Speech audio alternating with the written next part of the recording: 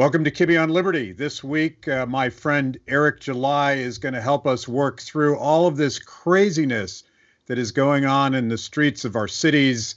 We have lockdowns and now we have riots. And can you tell the difference between peaceful protesters and looters? All of that stuff is stuff that we libertarians and constitutional conservatives and people that just don't want to hurt anyone or take their stuff, we got to figure this stuff out. Welcome back to the show, Eric. Hey, man, I appreciate it. I mean, it's crazy out here, but, I do appreciate you having me on, man. It seems like it was way too long since the last time we got to chat. Yeah, you were one of my first guests, and we had a really cool conversation about some of your founding intellectual influences, particularly Walter Williams, and I'm thinking about him right now in the context of his book, The State Against Blacks, which, as I recall, was one of your sort of important moments.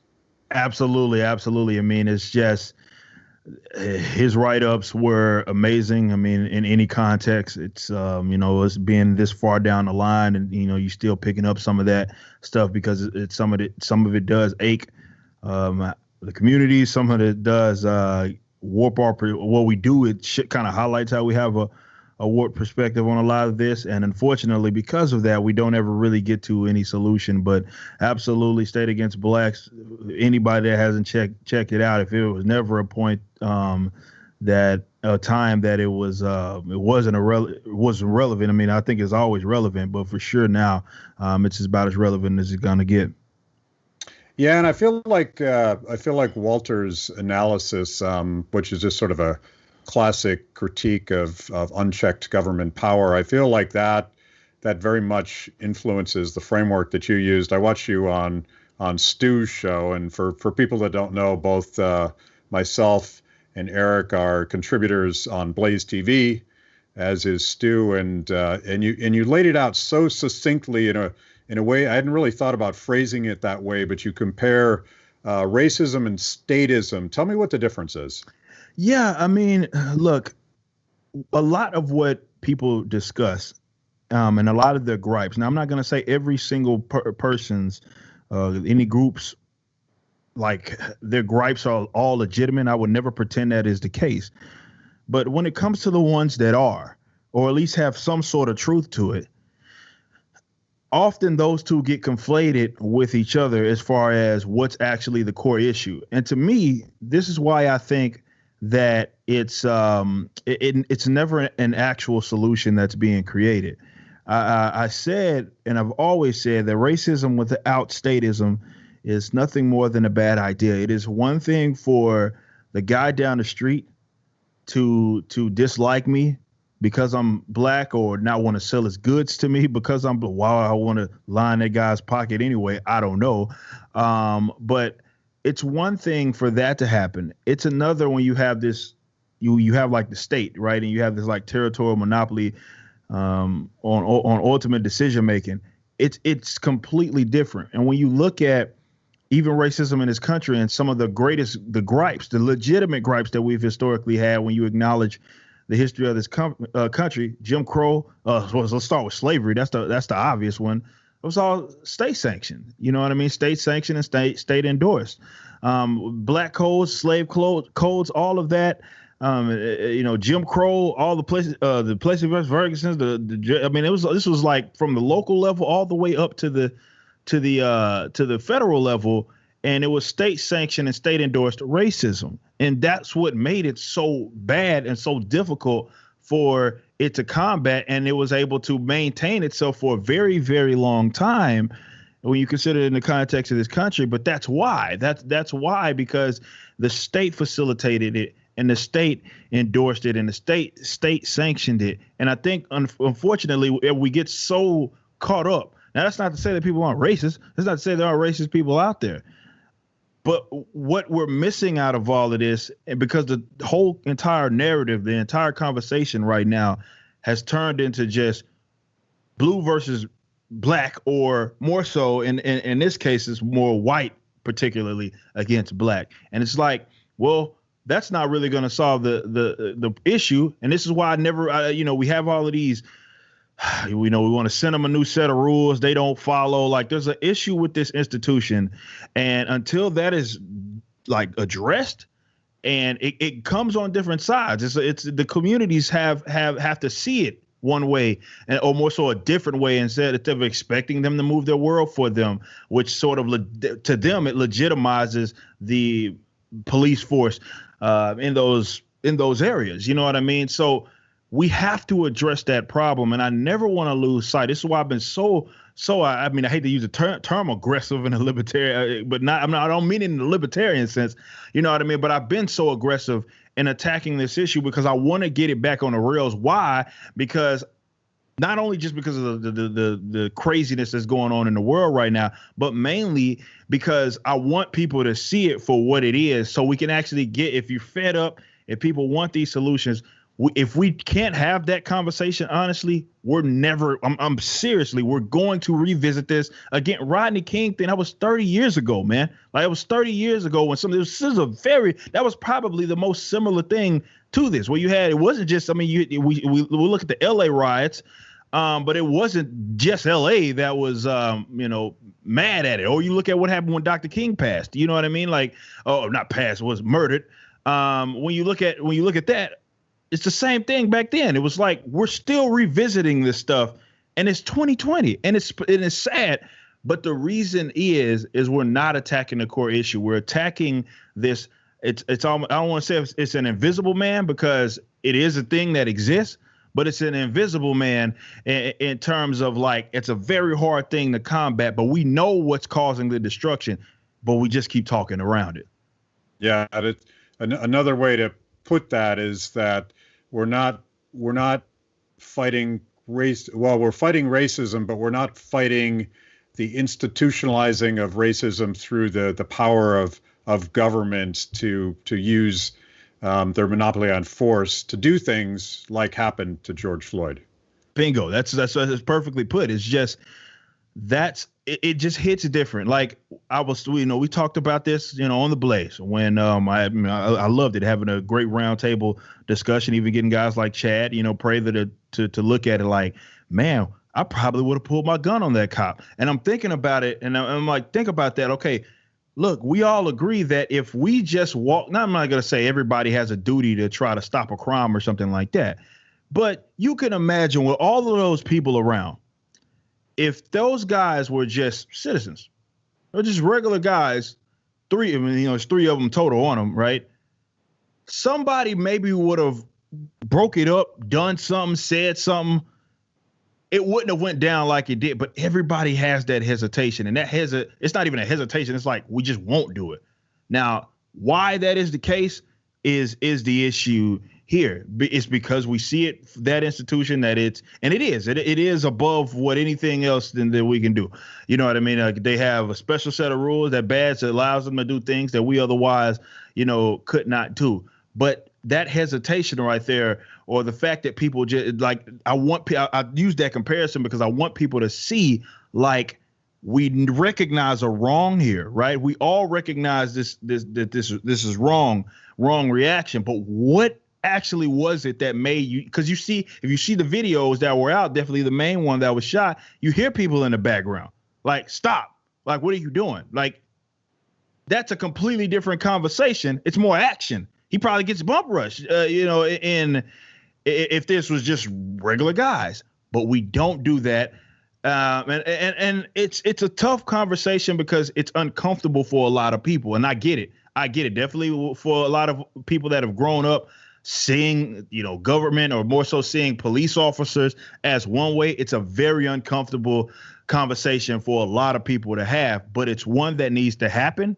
Otherwise, we're going to revisit. We can sit up here and talk, they can march to the wheels fall off, get all the exercise they want. And none of that's going to change anything if we don't start looking at the core issue. We're going to revisit this again. All of the I get it, all the black boxes and all of that stuff. That's great, right? Everybody's just standing in solidarity. That's fantastic. But it doesn't necessarily solve the issue at all, actually, I would argue. And we're losing sight of that because we're not even discussing it. The conversation isn't even being had. Maybe guys like us have it, but but at a more national scale. That's the more difficult thing, and that's why I've been trying my hardest to position myself more so to have conversations, not with people that maybe agree all the time, but trying to position myself. And this is what I've always thought libertarians should be able to do, or should be trying to do. We don't have to try to, do a political posturing. We don't have to pander. We don't have to do any of that. We can position ourselves, or definitely individual creators and influencers and advocates and activists can position ourselves to have that conversation, because I think everybody's ripe for it, but we're not having it. And who's that's a failure on, I really don't know, but I really want to have it because I want to get to the solutions. Yeah, I do see, and it seems to happen with every freaking issue, that it seems like the same sort of tribal dividing lines that we were fighting about over the government lockdowns under COVID prevention have reemerged, and no one's actually talking about the structural problem. And when you tell the story about, the bystanders are pleading with the cops to get off of George Floyd's neck, and they're reinforcing what he's saying, he can't breathe, you're killing him. But in their defense, they probably know either explicitly or in their minds that there are two sets of rules. And if that was just a guy attacking George Floyd, they could tackle him, they could subdue him, and the good guys would actually be celebrated for saving a life.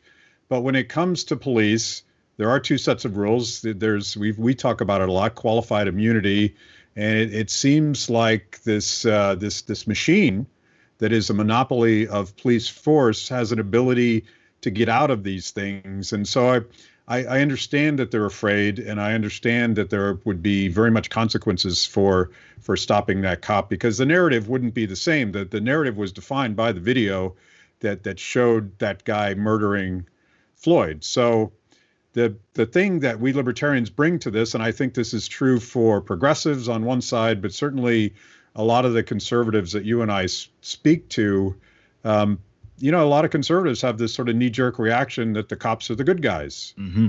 And I think the bad apples that very much exploit that power give all cops a bad name. Mm-hmm.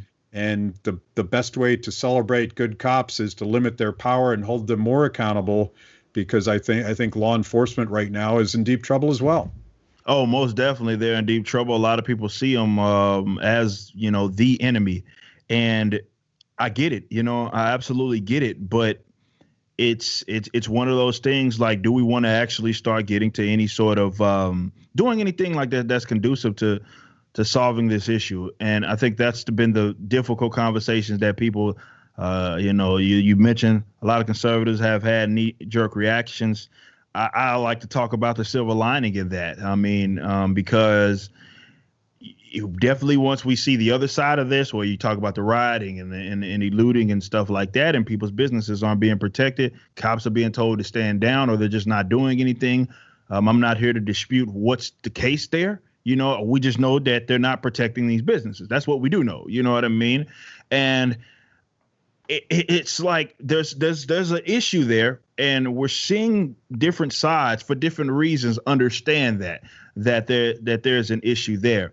The problem is, what I see, I don't see this getting better, and I'm not trying to be a pessimist to anybody. I'm just saying I don't see this getting better on the other side of this, mainly because of where the narrative went so fast, and it got out of control so fast that it was like we saw white cop, black man, right? And so quickly, I mean, I guess we should have known that it was going to lead the narrative, but I maybe kind of underestimated it, because I didn't think it was going to be this to this degree, that we have all of these. I mean, it's like a corporate thing, right? It's a corporate thing. It's a lot of bandwagonery. It's a lot of similar to the COVID-19 stuff. And it's just it's like it controls the conversation. And then I sit in, I'm on Twitter or I'm on whatever, and I see all the signaling, and it's hardly anybody ever talking about the actual issue. Like I just talked to you're a music guy as well. I talked to well, I didn't talk to Loudwire as of when we taped this. Loudwire, who we personally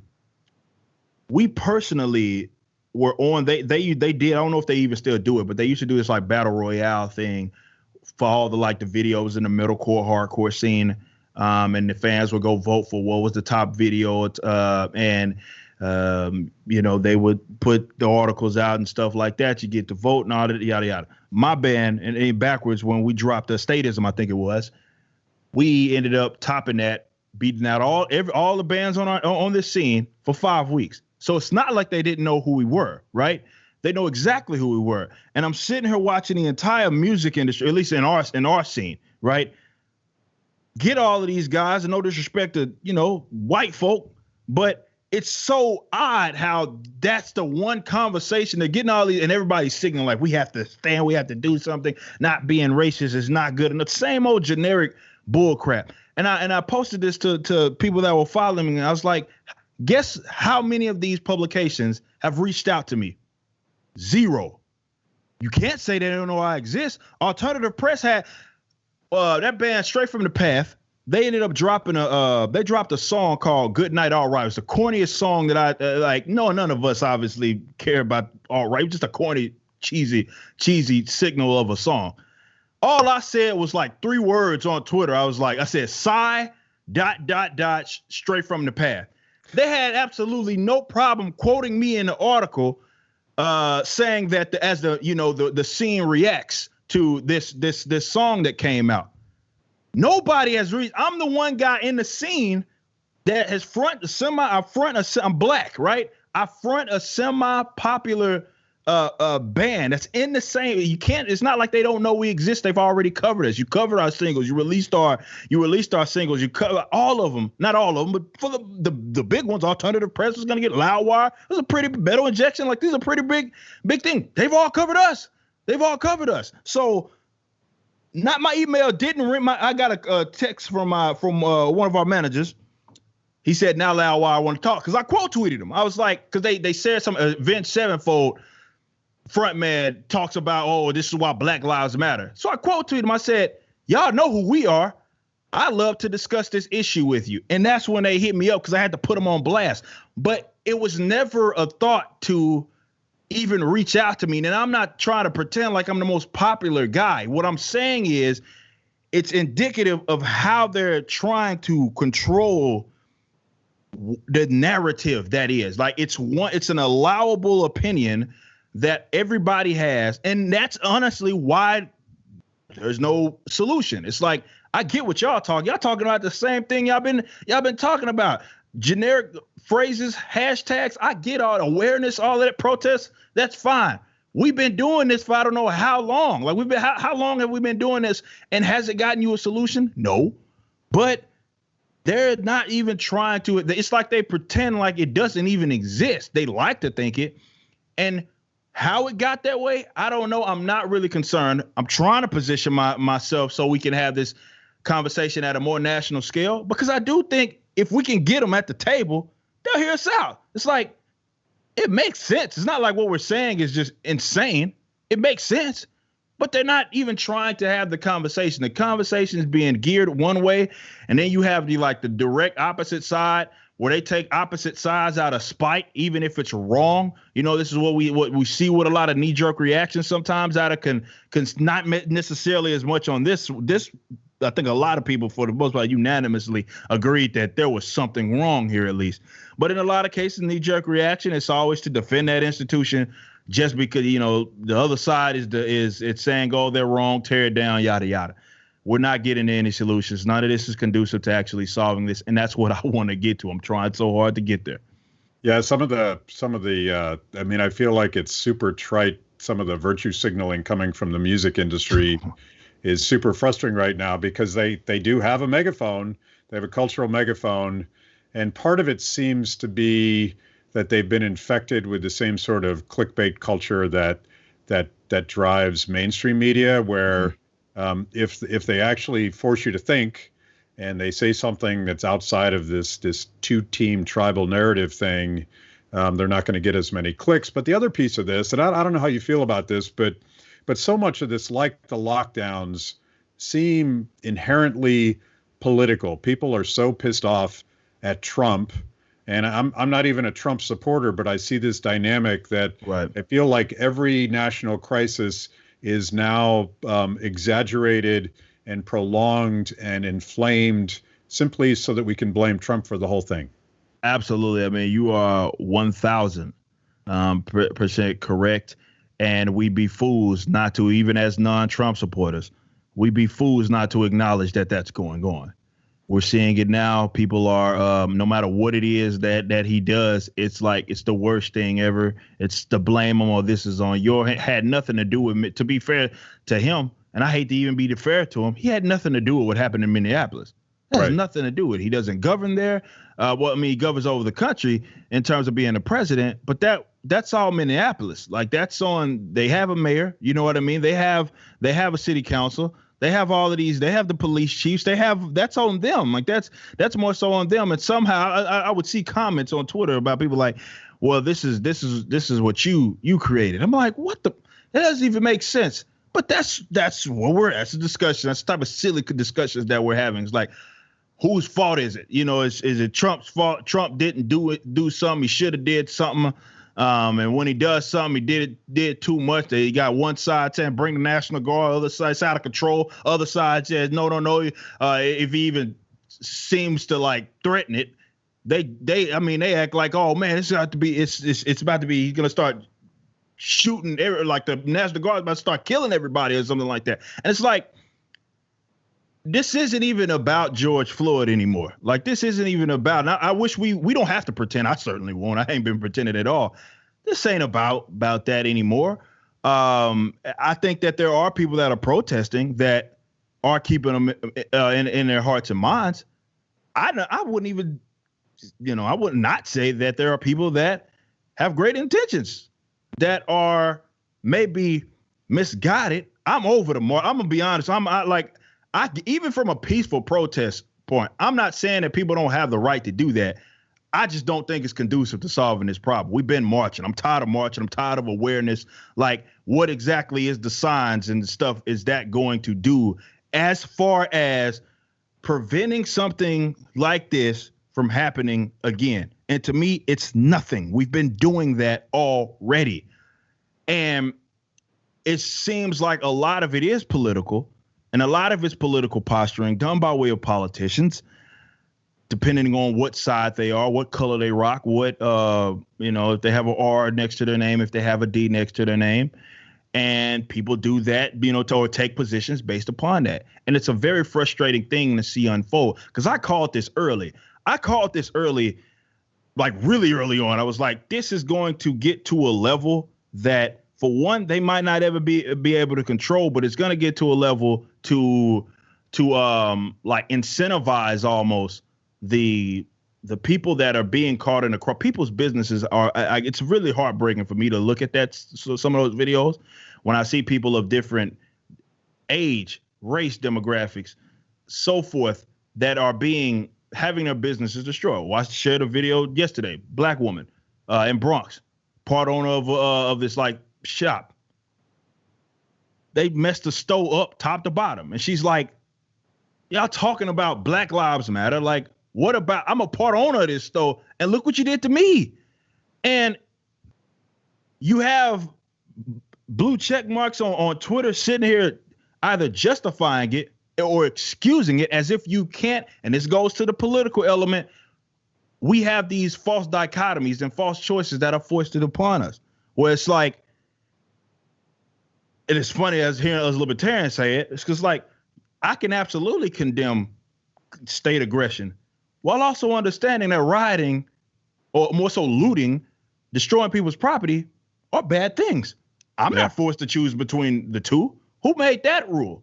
And it's like, you talk about one and they're like, well, what about, the people's like, what about them? Like, it's funny hearing it say to me, of all people, you ain't gonna find probably another person on the internet that hates the state more than I do. Like, I dare you to try to find one.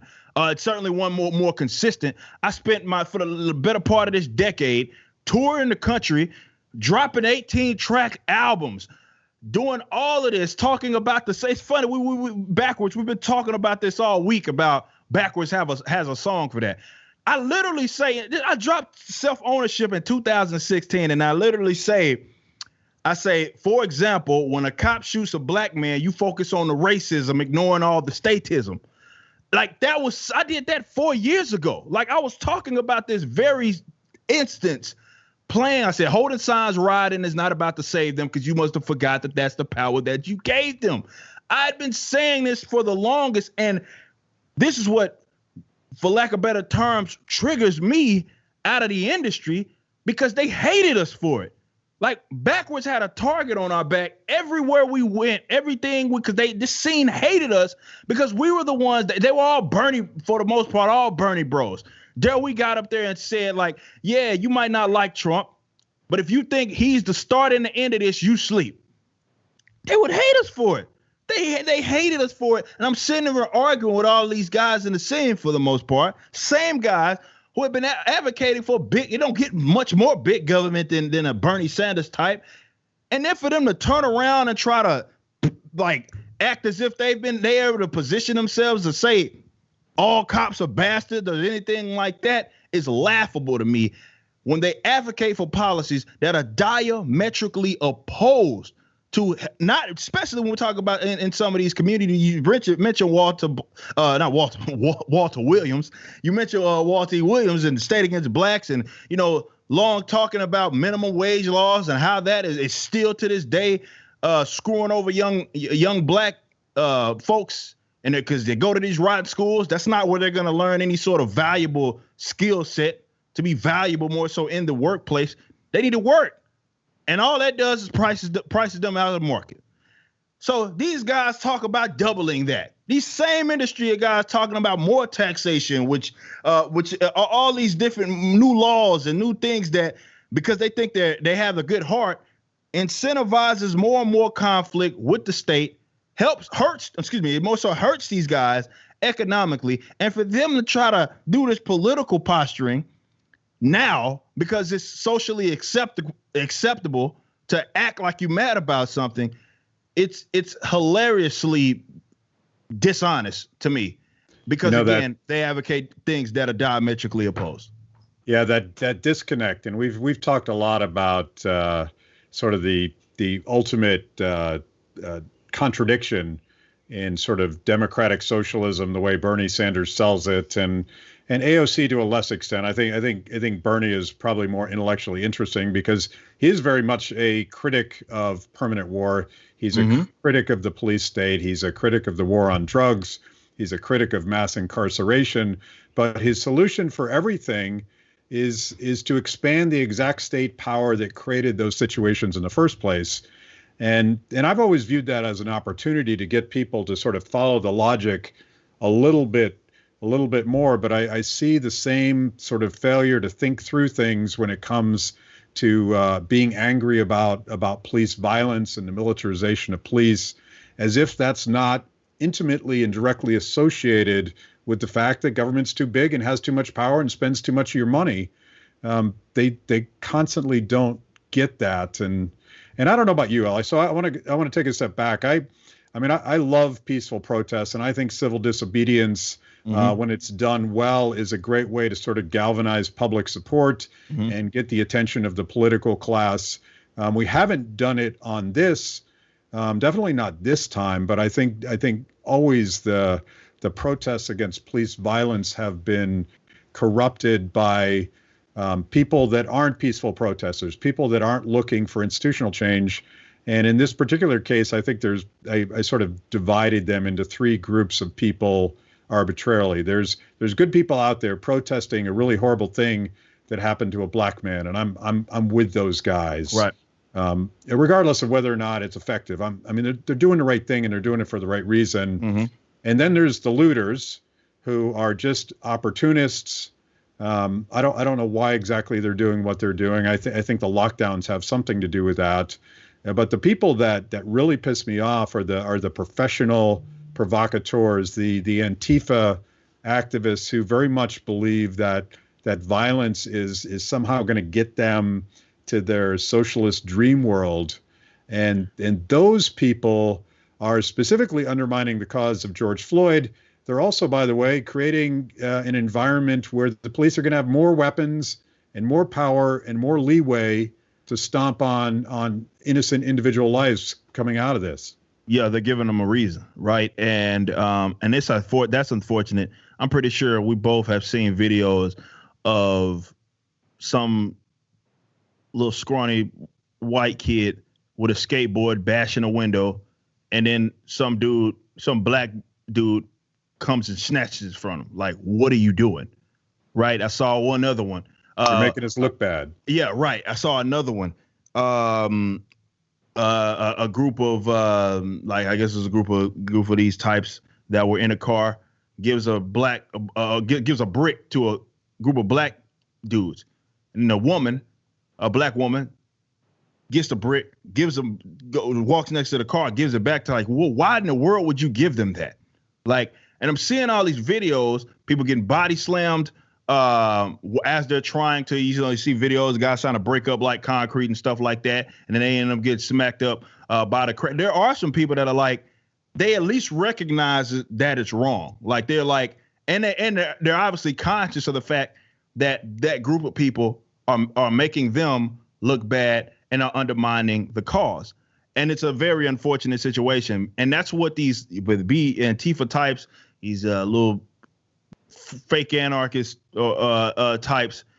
I know they're not going to like me for saying that. They're going to bring up the etymology of the term. But certainly those types who hijack these sort of movements to do exactly that. They want to tear it down. They're not interested in anything else but using this as an opportunity to, and this is why it's another side. It's these other guys who maybe not associated with those maybe Antifa types, those guys that are just being in it, these guys that are even in those communities, being very opportunistic guys. And then again, you have the Antifa type. So you have these guys that are both being opportunistic, which are undermining the people that have good intentions, that have every intention more so of being peaceful. No matter how I feel about their effectiveness of what it is that they're going to do, I'm not a fool enough to, I obviously will admit if there's we had a protest out here in Frisco, where I'm at in Texas, nothing happened. They protested. I mean, aside from them, it being annoying that they picked the most busiest road to do it. So you kind of got to drive around it. But aside from that, no property damage, no nothing. It was it. We know that there are people that are out there like that, but there are unfortunately those who are looking to use this as an opportunity to cause destruction to people. And this is why you have a lot of people that are innocent. Obviously these businesses weren't the one that had their knee on that man's neck, on George Floyd's neck.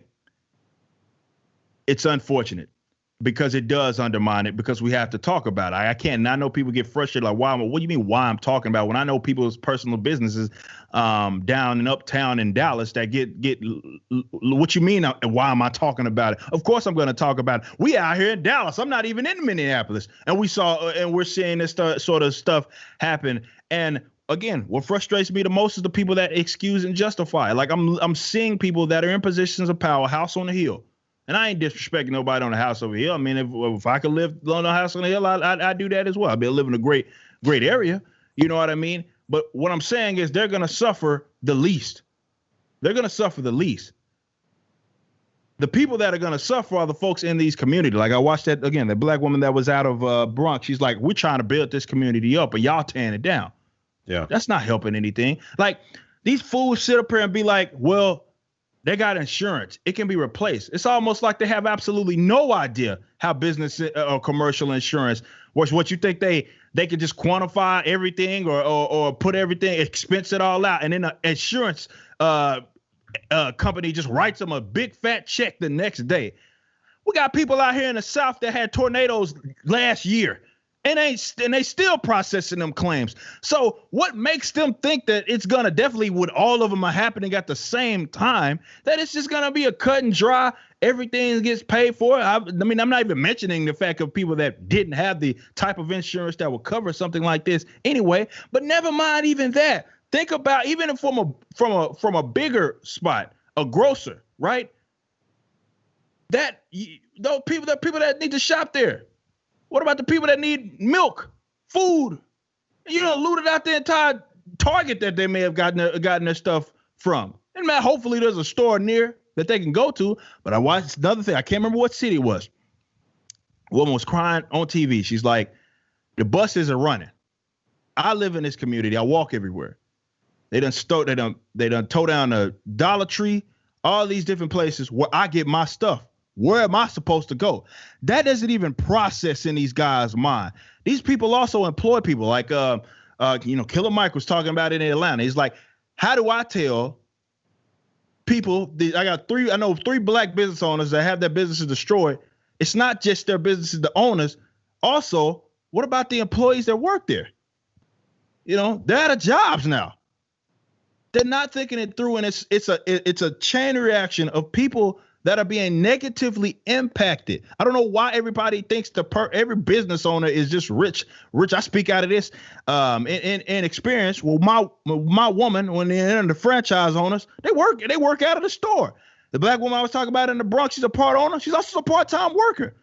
Like, even if you own a business, that doesn't mean you rich. That don't mean you like to just eat up the cost of your whole entire business you can't even operate it. Like, this is a serious issue, and it's going to continue to escalate until we could have that conversation and people actually, well, I think for one, people are going to have to start defending their property, unfortunately, because they're suddenly realizing the cops ain't going to do it for them. But on a serious note, you have people that are in positions of power that are egging this stuff on, that are being provocateurs and actually encouraging this bad behavior. And it makes sense when you consider that they're going to be the ones that are least impacted. Yeah, they don't have to live in those communities, and you're talking about these minority communities, these struggling communities, these developing communities, and the big box stores, the Targets and the Dollars, they may not come back because they don't need to have a store there. They can open a store somewhere else. The small businesses that have been destroyed may not be able to come back because insurance rates may go up in a way that makes their business unviable, assuming that insurance even pays. And I think about this as sort of a 1-2 punch. If you really wanted to destroy economic opportunity in struggling communities in America, the lockdown combined with what's happening now makes it virtually impossible for me to imagine how a quick recovery is possible, because the lockdowns had already broken a lot of businesses. And I want to talk about that because I haven't heard this part of the story enough. You probably know this part of the story, but George Floyd lost his job. He was a bouncer at a restaurant bar in Minneapolis, and the governor of Minnesota, a lockdown Democrat, it does seem to be a blue versus red thing when it came to lockdowns. He shut it all down. And he probably embraced that same narrative. If we can just save just one life, without even considering the fact that he was not only destroying businesses, let's put those aside for a second. He put George Floyd out of work. 70 days later, he was arrested for allegedly trying to pass off a counterfeit $20 bill to buy something at a market. And I'm not even convinced he was doing that. If he was doing that. We don't really know. We don't really know if that was even truly the case, right? But we do know that he had lost his job because the government decided that his job wasn't important enough to allow. And I keep thinking about this same abuse of government power. You know, we had these lockdowns and stay-at-home mandates. You know, people were literally getting arrested for being out on the street in some of these states. And then we have these same sorts of mandates in the form of curfews. Curfews, yep. And do people not notice that it's the same damn thing where some faceless politician, you don't even know who this guy is, just deems that you will not do this because I've decided. And that sort of the economic consequences of that very much led to that confrontation that killed George Floyd. That doesn't even cross their mind. And I'll tell you, if you needed any more proof, look no further than the fact that it's the same group of people that were against the lockdowns that right after this went down. Now all of a sudden they're encouraging protests. So I don't know if the virus doesn't work at protests or something like that. I'm not gonna. Maybe they have the same magic Walmart doors that nobody got the virus at their Lowe's or the same. Maybe they made of the same stuff or have the same protection. I'm not sure. But if you look no further than that, if you want to see if they're like willing to do whatever, no matter how hypocritical it is, they don't care. They don't care. They don't care. It's a lot of this, and this is what politics has become. Unfortunately, I don't know if it's the growth of social media, what is to blame, but it's just a lot of posturing, and a lot of people do that for the sake of signaling to whatever group they do. And this isn't this thing that's exclusively to the guys that wear blue. You know, red folk do it all the time as well, where either it does nothing or more so it hurts. You know what I mean? And it's like, well, they can pass it off with great rhetoric. We're saving lives. We're all in this together, all of this stuff. And it doesn't matter the economic consequences when people have to suffer. It's like, whatever. It doesn't even cross their mind. Libertarian. We've been calling out. I was talking about this for 3 months. The virus stuff before even the first lockdown came down. I was already analyzing the data, and I was like, if they were gonna do a quarantine, it would have made more sense to do one targeted. Like if they were gonna, I'm not advocating that they did it anyway, like not forcefully. I'm just saying if people wanted to quarantine themselves, nursing homes or whatever, that's perfectly, I understand that. But to treat it's like embodies, right, everything like what we talk about, the inefficiency of government, where you have a clear and obvious demographic that is the most vulnerable, right? Clear and obvious. You got data from Italy, got data from South Korea, got data from, you don't trust the Chinese numbers, but the Chinese numbers said the same exact thing. You know exactly who is most vulnerable. But instead of actually building some sort of plan that would address them, protect them, you put a place to one size fits all lockdown. It deemed certain people as essential and then put 40 million people out of work in the result. And an unfortunate thing is that most of the people, per 100,000, no matter where you look, most of the people that are being hospitalized or dying are people well over retirement age. And it's like, you put all of these people out of work for what? Even though the data was available to you. So that right there got me up in arms. And then to see the reaction of some of these groups with their own communities being burned into the ground, and because they so afraid to actually condemn two things. Even Obama did a better job of them in doing that. At least Obama had enough sense to be like, yeah, this was an injustice, but y'all shouldn't do that, right? Even he had enough sense to do that. These guys leading these governors, mayors, representatives, and so forth are egging these folks on that are destroying people's private property as if it's something that just has to happen.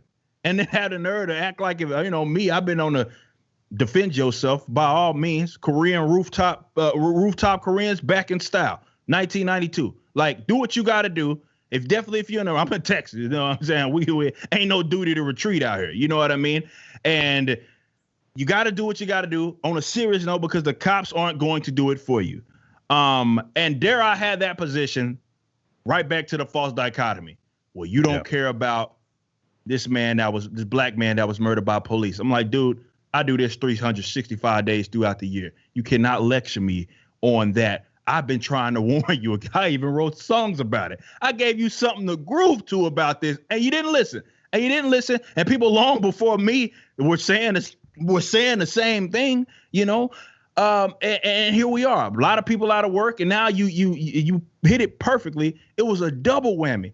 It was those small businesses that were getting. I know even clinics out here. My own woman's clinic furloughed down almost their entire staff over this because they, no elective procedures. How are we gonna pay the workers? You know what I mean? Because we were expecting this big influx of patients that never came, and then they got denied for the small business loans. So it's like, look at it. Look at this. You're creating these issues. You got a double whammy. right after that, and then they trying to bounce, slowly reopening, right? People trying to bounce back, and then you got folks burning their cities into the ground. But it's not just that. It's that people are justifying it and excusing. And where does this all stem? We're not directly looking at the issue and pointing to the aggressors as them being the issue and the problem. So it's like, again, the invisible man. It's it's just racism, just one word, racism. We're fighting against racism. I'm like, what exactly does that mean in the context of what happened? You know what I mean? Like, in the context of what happened, in the context of actually building some sort of solution, what does that mean? It's such an easy thing to say, well, I'm against racism. We're all against that. You know what I mean? Like, what are you saying, man? Like, I understand. I get that, but it would force them. And this is why I don't think that they are so, or more so why they're so feisty against folks like myself and even, obviously you, that will talk about this, this aggression. I think the reason they don't want to face it is because they have positions, you mentioned like Bernie Sanders, that are diametrically opposed to solving the issue. And dealing with that issue of statism forces them to have to drop those issues, and they don't want to meet it. And they don't have to, because the conservatives certainly aren't doing a great job of holding their feet to the fire in that regards. And unfortunately, libertarians don't even have a seat, and we're not even able to be a part of the conversation.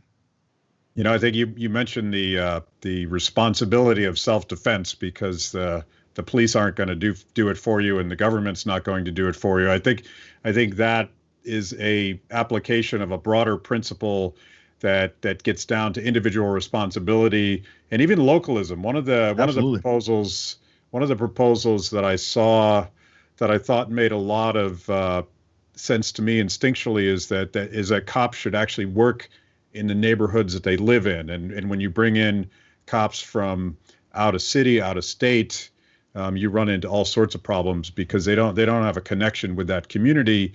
But I think the libertarian attitude on that would be, let's apply that to everything.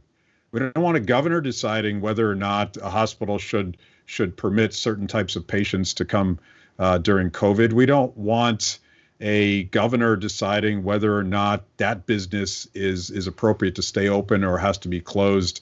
Communities have that knowledge. They have that responsibility, and free people actually will take care of each other.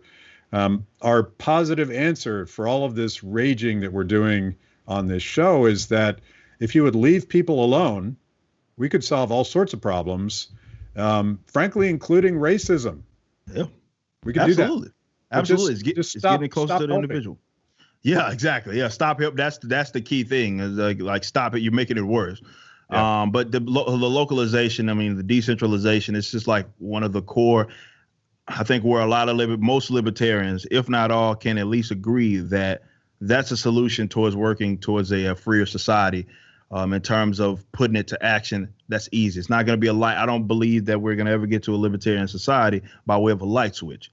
It's not going to happen. It was some foolish libertarians, I will say, on this thing that they thought, oh, well, the precincts and stuff are being set on fire. They got and then this thing started to escalate, and they own people's businesses being set on fire. It's like, oh, maybe they didn't have the right. I was like, bro, I told y'all that. Like, that wasn't. We're not talking about what's the core issue here. It's about getting folks to recognize that, it goes to the individual's responsibility, and the closer you can get definitely those positions of power to those individuals, the better that is going to get to causing to sort of creating any sort of solution to it. You know what I mean? The people that are actually there, that are in your community, it makes no sense why someone in DC that I've never met is making decisions on my behalf. Doesn't make any sense. It doesn't make any sort of sense that happens.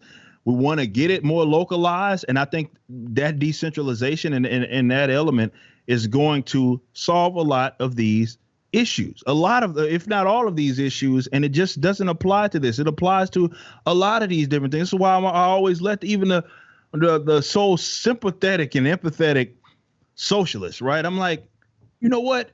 If you wanted to build your own little co-op or own little deal where you and I might think it might economically be a disaster when it's all said and done. But if you wanted to do that, you should have the freedom to be able to do that. Just don't force me to be a part of it. You know what I mean? I want to get it as close, when it comes to that power, I want to get it to as close to the individual as possible. And we can apply that principle, like you just said, to generally everything. As far as what we see that's wrong with the world, a lot of people that are making decisions on these people's behalf are not even connected. They're completely out of touch. They know they're completely out of touch. They don't live near you. They don't live in your communities. They actually despise your community. They only show up in a some sort of photo op, and if they are, they're surrounded by security and all the stuff that you don't got, And they're making decisions on your behalf, and it sucks. This is why they're so out of touch. You sit there and wonder. You're like, how could something like this be so wrong? And that's why they're out of touch. They literally don't know. They don't know. So we want to get that power back to the centralization has been the issue, right? We want to get it. We want to get it decentralized. We want to get it closer to the individual. And absolutely, in the case of the police, localization is where it's at. Like, localization is going to be where it's at. It's going to be a lot more efficient. We've seen that even working with private institutions when it comes to what happened with the private groups out of Detroit.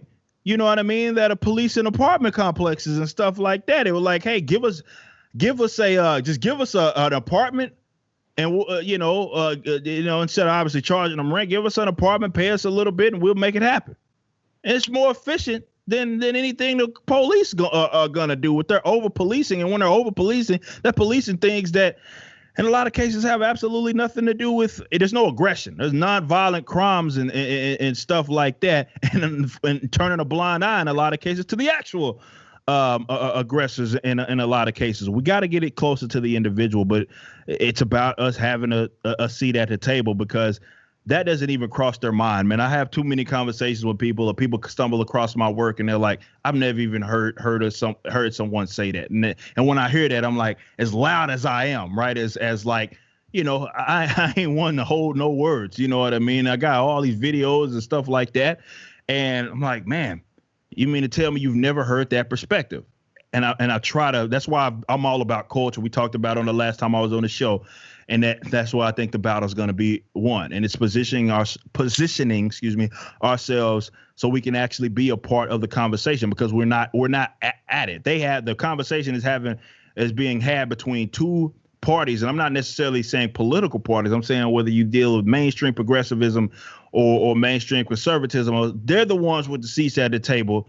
And there's, differences and so forth, but they're the ones with the seats at the table, and they're arguing, and we don't have a seat at the table. And I would argue that's why we're not getting to any solutions, because those two generally have, even if they could properly identify the problem, the solution almost is always worse.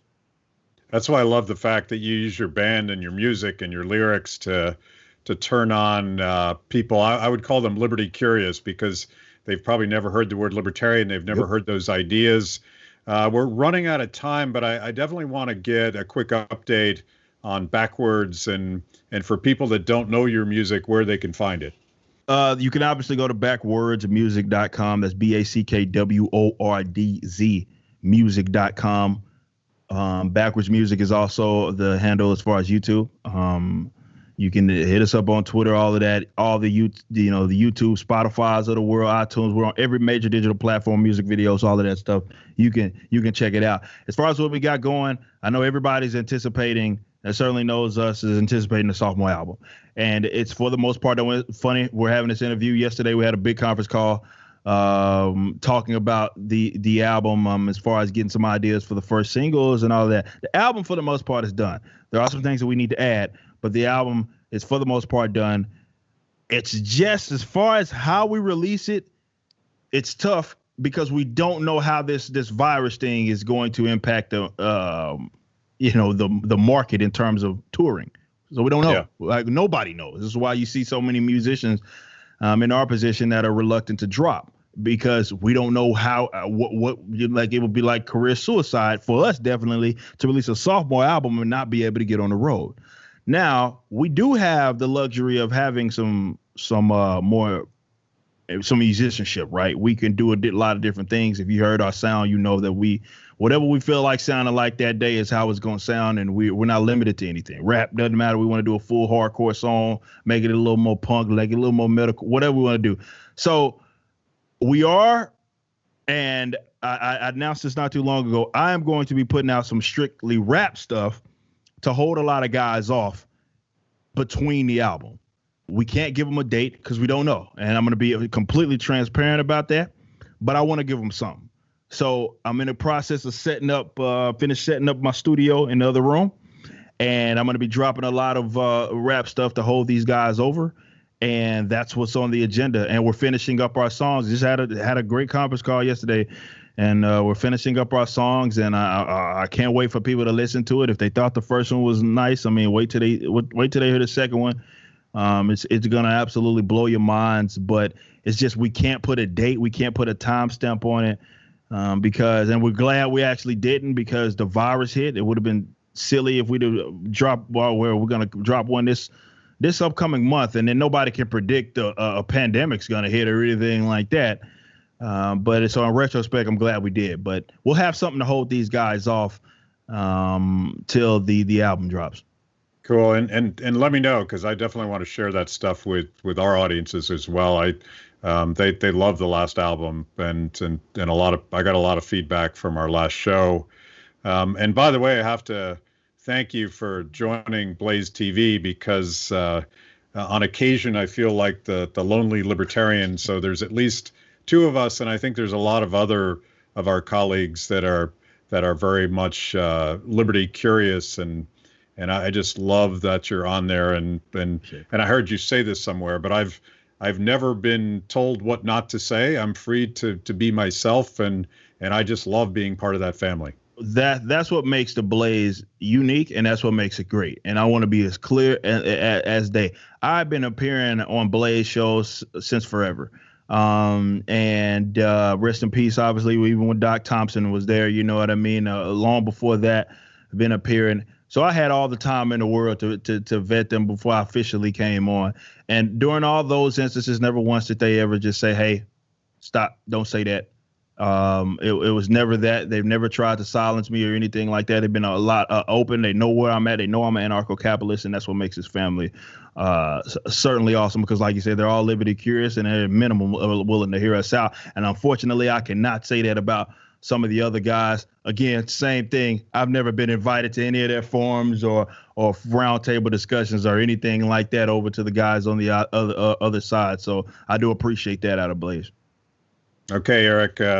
Thanks for all that, and we got to do this more often. I think it's been too long since we talked. Absolutely, man. Let's do it again. Okay, thanks, Ed.